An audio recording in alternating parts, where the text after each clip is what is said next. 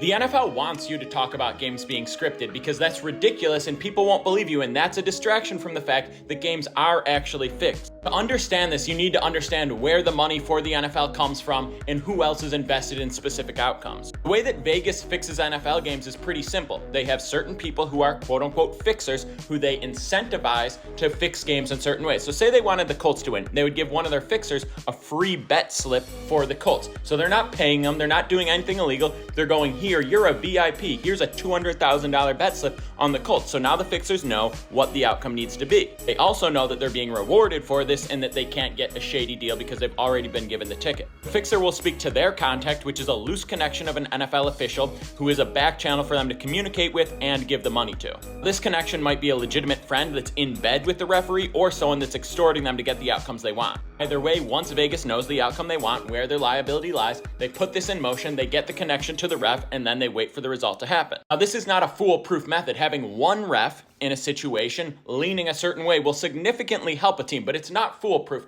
There are certain lines that they won't cross because it'll become too obvious, and even Vegas or the fixers, they don't want them to do that because that'll blow up the whole gig. So they do lose some of the games they're attempting to fix, but they win a high percentage because they're rigging. The NFL is aware that some of these games are being fixed. They're trying to stop it, but they have to keep these investigations on a really low profile because they know what will happen if it comes out the games are being fixed. It would tarnish the reputation of the league, and it would also reduce the amount of betting. And the NFL doesn't have liability when it comes to betting, but they profit significantly because of the betting around the NFL because they get advertisement payments from the books and they get way more attention on games because there's so many more fans because they're betting. So the NFL isn't specifically invested in certain outcomes for the league aside from protecting their star players and franchises, etc. They're just invested in the success of betting, in the volume of betting, and the fact that betting is a major thing and people tune into the sport because of betting. The way that the league protects their own interests and tries to stop the fixing without exposing to the public that they're trying to stop it is a whole different story. We can do a part 2 if people are interested.